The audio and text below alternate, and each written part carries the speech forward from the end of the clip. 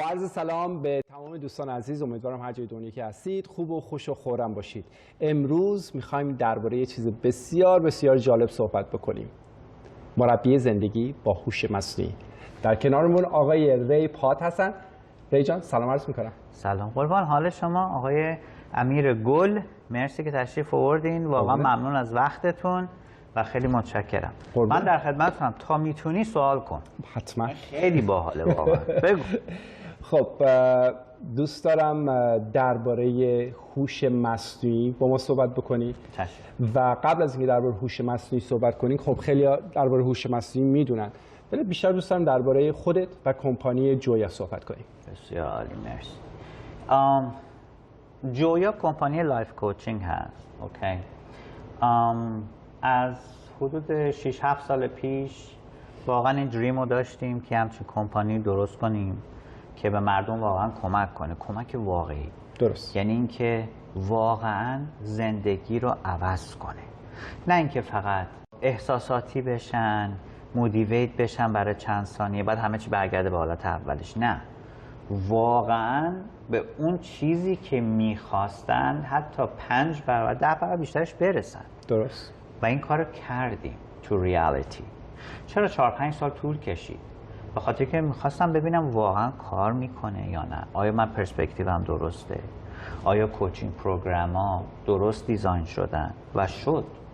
و واقعا داشتیم کلاینت هایی که واقعا عوض شد زندگیشون و رسیدن به اونجایی که اصلا واقعا تو دریمشون هم نبود. حالا برگردیم به سوالشون.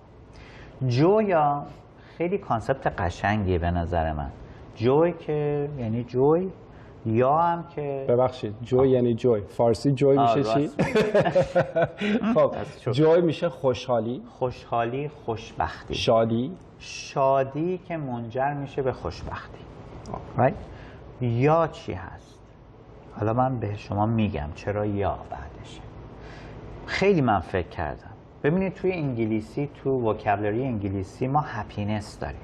همه دنبال هپینسن، هر جا هپینس میبینن میخونن، میرن ببینن چیه. تو واژه فارسی میشه خوشبختی. درست. خب اما هپینس به فارسی اون معنیش با خوشبختی یکی نیست. هپینس یعنی اون چند لحظه‌ای که شما هپی هستی بر اساس هپنینگی که دور شما اتفاق میفته. خب یه روز میشه صبح از خواب بیدار میشی، 2 تا خبر خوش میشنوی، همه چی عالیه، وای من چقدر خوشبختم، ولی فردا درست برعکسش اتفاق میفته. حالا خوشبختی واقعی چیه؟ خوشبختی واقعی جوری متصور میشه که شما یه آرامش متداوم در زندگی داشته باشی که بالا پایین زندگی نتونه اونو تکونش بده. اونجوری که بری جلو هیچ وقت شما نه ضرر میکنی نه اینکه فیل میکنی. فیل یعنی اینکه فیل کردن؟ یعنی چی؟ یعنی اینکه نمیرسی. درست. یعنی به چیزی که میخواستی نمیرسی، وسطش یه اتفاقی میفته که نمیشه. حالا به هر حال یا اسم خداونده و وقتی میگیم جویا مثل یاهوه، مثل یاهو، شنیدین؟ بله. یعنی اون جوی و خوشبختی و آرامشی که از سمت بزرگترین قدرت دنیا و کائنات که خداوند و ما رو ساخته. خب درست. حالا مثلا به هر کی که صحبت میکنی که حالا خیلی اینوالو دین و اینا نیست. آقا من اعتقاد به خدا ندارم. بعضیا هستن این دیدو دارن. آره. درسته. ما خالق بالاخره یکی ما رو خلق کرده. درست. اونی که ما رو خلق کرده بیشتر از ما رو میشناسه یا نه؟ درست. بیشتر از ما پاور داره یا نه؟ تمام شد. پس بهترین سورس که بریم پیششون. حالا لانگ استوری شورت میگن بر مبلغ افزا که بریم جلو. چی میگن؟ واقعا مسئله چیه؟ فارسی من بهتر از شما نیست. خب میگن از تعارفات بگذریم و به مبلغ بیافزاییم، یعنی بریم سر اصل مطلب. بله جویا کمپانی هست، اسمش کانسپتش اینه پشتش و خدمتتون عرض کنم که لایف کوچینگ هست، مربی زندگی در 4 تا گروه بندی کلی. اوکی، پس میریم درباره 4 تا صحبت میکنم. اولیش چی هستش؟ اولیش لایف کلا. لایف زندگی. درست. حالا این لایف توی زندگی باز همه لایف رو توی یه سری از قوانین وکبلری کاور نمیکنه. درست. لایف منظورم زندگی شخصیه. درست. یه زندگی شخصی داریم، یه زندگی کاری. پس اولیش زندگی شخصیه، 2 بزنس، زندگی کاری، 3 زندگی تحصیلی، یعنی career and academic coaching، یعنی کمک کردن به آدمایی که توی کارهایی که میگیرن موفق بشن، خب، و به دانش آموزایی که توی تحصیل بتونن موفق بشن. درست. آخریش هم که همون اسپریچوال کوچینگه که میشه کوچینگ معنوی، نه فقط از این صرفا به خاطر اینکه بخوایم راجع به معنویات و چیزهای الهی صحبت کنیم، نه، اینکه خودتون رو بهتر بشناسید. از اینجا شروع میشه که به چی فکر میکنی، درست فکر کردن چیه، درست. و آیا ما اونجوری که دلمون میخواد فکر میکنیم، چند درصد اونجوری که درسته فکر میکنیم. مثبت باشی و پی ببری به قدرت‌های درونیت. این اسپریچوال کوچینگ. اون موقع میتونی بفهمی که واقعاً کاری که شما بیننده عزیز میتونی بکنی که بقیه نمیتونن بکنن چی هست. درست. و در اون راستا خودتون رو دیولپ کنید. این اسپریچوال. یه چیزی میخوام صادقانه با جوابم بدید.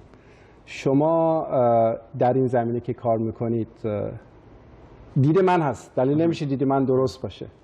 آیا ایرانی ها هم به عنوان مشتری یا اینکه به عنوان کسانی که با شما بازدید میکنن یا صحبت بخوام بکنن در این زمینه هستن یا خیلی کمتر هستن؟ چون دید من اینه که مثلا من به عنوان ایرانی برای این چون جا نیفتاده، مثلا ماشین من خرابه، به جای اینکه برم با مکانیک صحبت کنم میرم مثلا از دوستم سوال میکنم. مشکل ما مثلا سرم درد میکنه، به جای اینکه از دکتر بپرسم مثلا مامانم میگه 2 تا قرص بخور خوب میشی.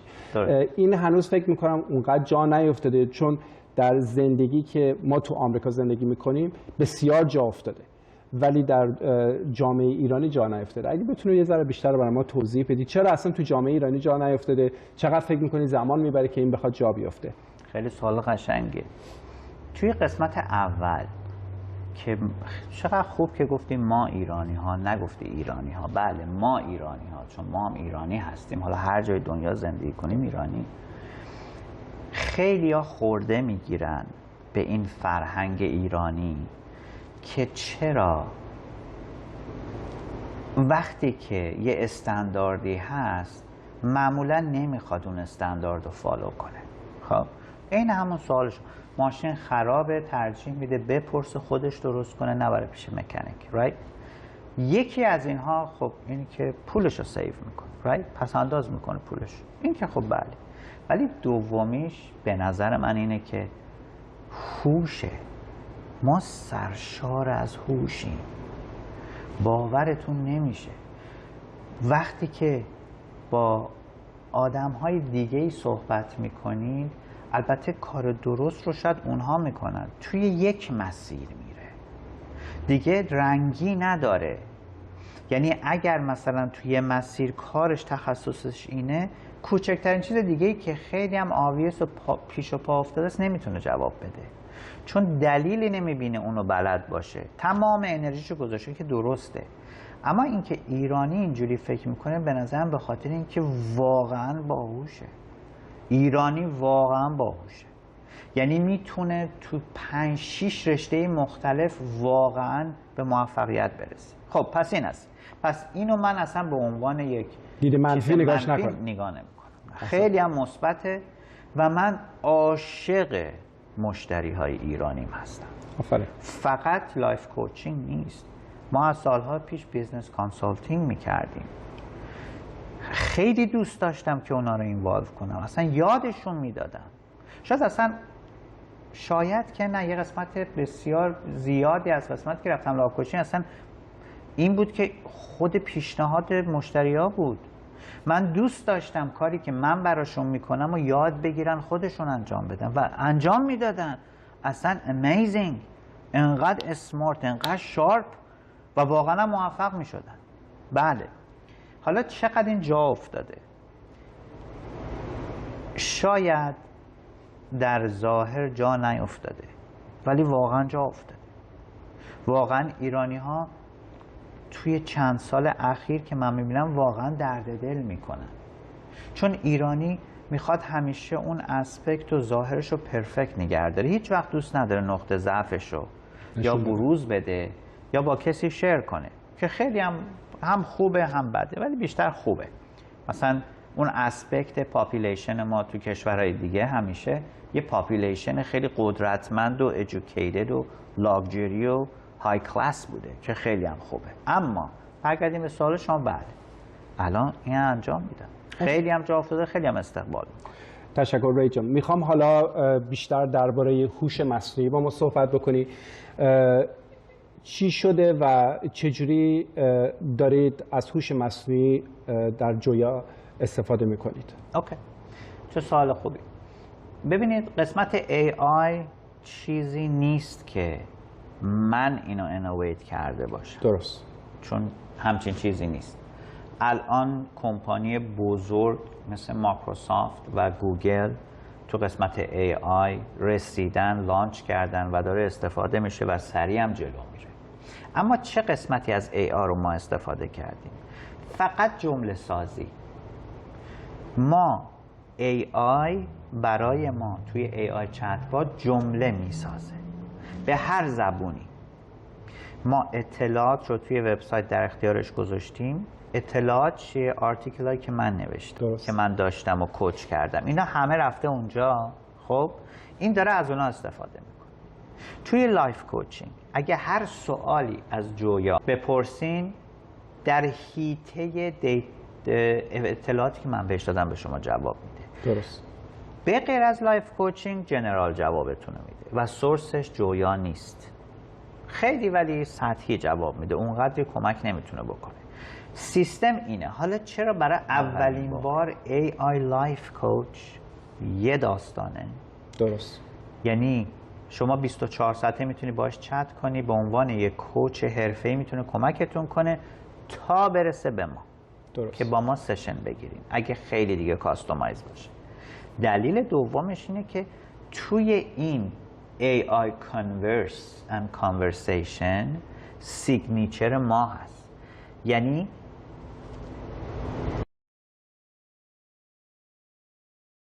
در عین حال که داره استایل ما رو نگه می‌داره به شما جواب میده، انگار که ما داریم با شما صحبت می‌کنیم. درست. کوچ ما. That's it. به هر لنگویج، به هر زبونی، به هر زبون، به هر... فارسی، انگلیسی، ژاپنی، ویتنامی، چاینیز، هر چی. حالا چجوری بهش بگیم به چه زبانی؟ به محض اینکه توی چت شما به هر الفابتی که تایپ بکنی اون شروع میکنه به اون زبان با شما جواب. لطف کن بر من توضیح بده این به درد کی میخوره؟ Okay. That's a very good question. به درد همه، تقریبا به درد همه میخوره. حالا میگم چرا. ببینید چیزایی که الان ازش استفاده میشه برای بچه‌هایی که میخوان درس بخونن، اگه شما دانش آموز توی خانواده‌تون دارین، نمیدونین این باید چی بخونه، واقعا بچه‌ها کانفیوز میشن. درست. و اگه اونجا واقعا رشته درستی رو انتخاب نکنن و ادامه بدن، دیگه فرصت قشنگی نیست که این همه سال بتونن برگردن و دوباره یه چیز دیگه ای بخونن و در اون راستا حرفه کسب کنن. right؟ برای همین میتونید با اون قشنگ باش صحبت کنین، ببینید چه رشته ای میتونه به شما بگه تا یه حدود زیادی که ایشون اون تالنتش کجاست، چی باید بخونه. این درست. یک. دو، اگر توی کشور امریکا هستین، ایرانی، میتونه شما رو تا حدود زیادی راهنمایی کنه که از کجا وام تحصیلی بگیرین، چه وام هایی دولت برای شما، چه تحصیلاتی در نظر گرفته که این وام ها رو برنگردونین. چون خب گرانت اگر خیلی اصلا نمیدونن درباره این وام. نمیدونن. من باور نمیشه با 90% از کسانی که صحبت میکنن درباره این وام هیچ اطلاعاتی ندارن. واقعا بنفیتاشو نمیدونن. شما باورتون نمیشه ولی همین نزدیکان، دوستان نزدیک ما واقعا شاید سالی حدوداً 80-100 هزار دلار بابت تحصیل میدن، در صورتی که اصلا لازم نیست. بعد اون پولی که تو مدرسه خصوصی میفرستن، اصلا اون مدرسه قابل مقایسه نیست با مدرسه قوی دولتی که اصلا گرانت میده. درست. شما مثلا UCI رو بخوای کامپیر کنی با چه یونیورسیتی تو اورنج کانتی، It's the top of the line, it's the top ranked. درست. اینم هست. تو قسمت بعدی اگر شما یه چالشی دارین در ایجاد ارتباط با بچه‌تون، مثلا الان که همه بچه‌ها توی گیم و ویرچوال هستن، خب این خیلی سخته، میتونید ازش کمک بگیرید. اگه شما چالشی دارین با همسرتون، واقعا میتونی ازش کمک بگیری، باورت نمیشه. فکر کن داری با یکی درد دل میکنی و جالبیش اینجاست که اولا قضاوت نمیشی، کسی نمیفهمه، اصلا خیلی چیز قشنگیه، خیلی خوبه واقعا. من باید واقعا امتحانش کنیم. مثل یک دوست خصوصی داری دقیقا که بدون که بخواد حرفاتو جای دیگه پخش بکنه و اینکه مغرضانه چیزی به شما بگه، بله. یا اینکه بیاد شما رو قضاوت کنه. درست. و واقعا هم اطلاعاتش خب یه اطلاعات تمیز و غیر مغرضانه است. درست. خب تو قسمت بعدی هم که میتونید چیکار کنید؟ اگه گفتی توی بیزنستون، توی بیزنسش کمک بگیرید. خب حالا من یه وامای بیزنسی که خیلی اطلاعات ندارم، واقعا اصلا واقعا چه بیزنسی باید چه شرکتی ثبت کنی. درست. این من واقعا شوخی نمی‌کنم. اگه واقعا بخوای بیزینس شروع کنی و بخوای یه کانسالت کنی با یکی، واقعا 3-4 هزار دلار توی شروعش کاست داره که فقط اطلاعات درست بگیری. بله. قشنگ در اختیارتون میذاره. 2 نصف شب جواب. فارسی، انگلیسی، چاینیز، ویتنامی، اصلا یه چیز عجیبی. خب و اینکه چجوری بیزینستون رو بوست بکنیم اونم به شما میگه. ولی خب همه اینا رو گفتیم تا 40%.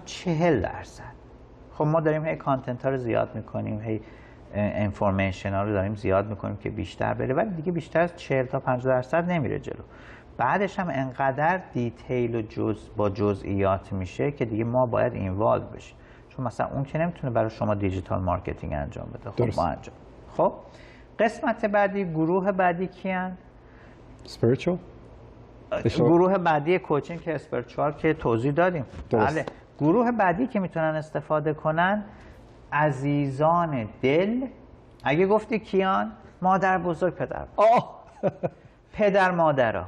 ای جونم، این همه زحمت کشیدن، این همه کار کردن، بچه‌ها درگیر، یکی استیت دیگه، یکی یه جای دیگه. بابا میخواد با یکی واقعا حرف بزنه، باش حرف بزنه. فارسی آقا اصلا فینگلیش دیگه از این بهتر، یعنی به انگلیسی فارسی بزن، به انگلیسی فارسی برات میزن. واقعا ترایش کنید. is worth it. و دیگه آورال همه واقعا میتونن استفاده کنن. همه چی اصلا باور نکردنی. میتونین کاملا به طور رایگان استفادهش کنین و واقعا مفید باشه برات. خب وقتی میگه مجانی چه جوری هستش؟ تا اونجایی که من اطلاع دارم باید joya.com بریم، اونجا ثبت نام بکنیم، یه اکانت باز میکنین و میتونین شروع کنین استفاده کردن. البته این تا زمان محدودیه که واقعا اینو امتحانش کنین. این فقط یه تکنولوژی نیست. جویا فقط کمپانی نیست که بخواد رونیو ایجاد کنه برای خودش. اصل قضیه جویا اینه که کمک کنه به مردم. دوستان عزیز تشکر میکنم از وقتتون. تا جلسه های آینده در کنار آقای ری پات.